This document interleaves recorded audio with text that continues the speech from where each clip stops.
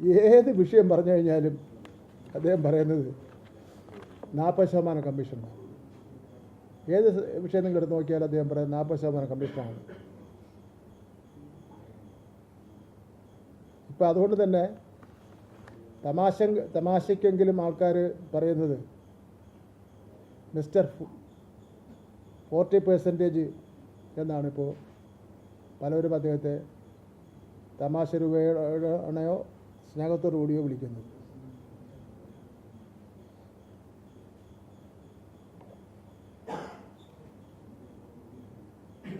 ഞാൻ ശ്രീ ചന്ദ്രശേഖരനെതിരെ ഉയർന്നു വന്ന അഴിമതി ആരോപണങ്ങളൊന്നും ആവർത്തിക്കപ്പെടാൻ വേണ്ടി ഞാൻ പോകുന്നില്ല. അത് അങ്ങനെ കുറേ ആക്ഷേപങ്ങൾ വന്നിട്ടുണ്ട്. പക്ഷെ അദ്ദേഹം മനസ്സിലാക്കണം, അത്തരം കടുത്ത ആക്ഷേപങ്ങൾ വന്നിട്ട് പോലും ഞങ്ങളുടെയൊക്കെ തന്നെ മാന്യത കൊണ്ടാണ് ഞങ്ങൾ ഇത്രയും ദിവസം അതുമായി ബന്ധപ്പെട്ടൊരു കാര്യങ്ങളും പറയാതിരുന്നത്. പക്ഷേ ഇപ്പോഴും ഒരു നിവൃത്തിയില്ലാത്ത നിലയിൽ അങ്ങ് ആവർത്തിച്ച് തിരുവനന്തപുരം നഗരസഭയ്ക്ക് എതിരെയും അന്ന് മേയറായിരുന്നവരുടെയും എന്ന് മാത്രമല്ല പിന്നെ 2005 എൻ്റെ കാലഘട്ടം മുതൽ മേയറായിരുന്നവരുടെയും ഒക്കെ തന്നെ CBI അങ്ങനെ പോക്കറ്റിൽ നിന്ന് എടുത്ത് അന്വേഷണത്തിന് വേണ്ടി വയ്ക്കുമെന്നാണ് അദ്ദേഹം പറയുന്നത്. അങ്ങനൊരു സാഹചര്യത്തിലാണ് ഇത്രയും പറഞ്ഞില്ലെങ്കിൽ പിന്നെ അദ്ദേഹം മിടുക്ക് കാണിച്ചുകൊണ്ട് പോയെന്ന് തോന്നുമല്ലോ. Abhinava KPCC വക്താവാണ് K. മുരളീധരൻ എന്ന് പറയുന്നത്. ബഹുമാനപ്പെട്ട മുഖ്യമന്ത്രി ശ്രീ പിണറായി വിജയനാണ് കോൺഗ്രസ് MLA രാഹുൽ മാങ്കൂട്ടത്തിനെ ഒളിപ്പിച്ചു വച്ചിരിക്കുന്നതെന്ന ലോക തമാശ പൊട്ടിച്ചിരിക്കുകയാണ് അദ്ദേഹം. ഞങ്ങൾ സാധാരണയായി രാഷ്ട്രീയ പാർട്ടി ഓഫീസുകളെയൊക്കെ തന്നെ ബഹുമാനിക്കുന്ന കൂട്ടത്തിലാണ്. AICC ആസ്ഥാനത്തും KPCC ആസ്ഥാനത്തും മറ്റ് സംസ്ഥാനത്തെ വളരെ ബഹുമാനിക്കപ്പെടേണ്ട കേന്ദ്രങ്ങളിലും പോലീസ് റെയ്ഡ് നടത്തുന്നത് LDFൻ്റെ സംസ്കാരമല്ല. അതുകൊണ്ടാവും K. മുരളീധരന് ഇത്രയധികം ആത്മവിശ്വാസം ഉണ്ടായിരിക്കുന്നു.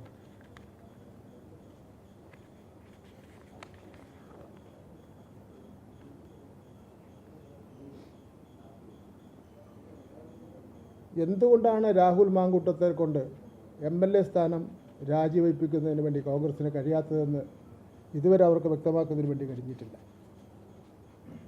രാഹുൽ മാങ്കൂട്ടത്തിൻ്റെ കൂട്ട് കച്ചവടക്കാർ വളരെ താമസിക്കാതെ തന്നെ അവരുടെയും ഗതി ഇതേപോലെ ആകുമെന്നുള്ള കാര്യം കൂടി നാം ഓർത്തിരിക്കേണ്ടതായിട്ടുണ്ട്. അതുകൊണ്ടാണ്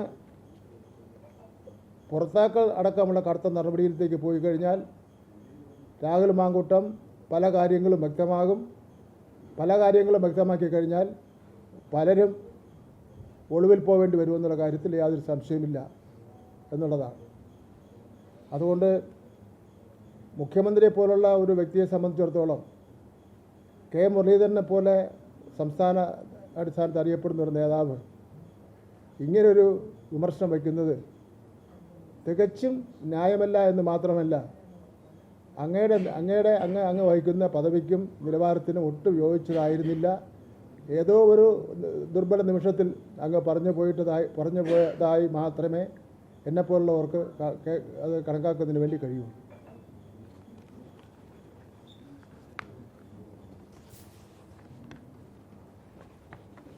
കേന്ദ്ര സർക്കാരിന് പരാതി കൊടുത്തു. നഗരസഭ അധ്യക്ഷൻ ആവശ്യപ്പെട്ട് BJP കേന്ദ്ര നഗരകാര്യ മന്ത്രാലയത്തിന് പരാതി കൊടുത്തിട്ടുണ്ടോ?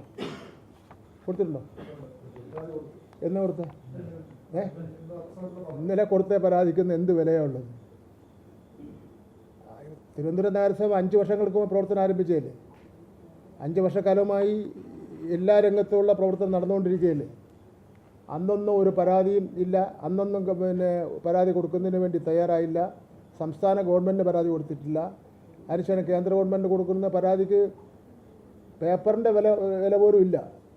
എന്നാൽ കേന്ദ്ര ഗവൺമെൻറ് BJPയുടെ കയ്യിലായതുകൊണ്ട് വേണ്ടി വന്നാൽ നിയമവിരുദ്ധമായിട്ടുള്ള നടപടികളും കേന്ദ്ര ഗവൺമെൻറ് സ്വീകരിക്കും. അതെല്ലാം വന്നോട്ടെ, ആ സമയത്ത് നമുക്ക് നോക്കാം.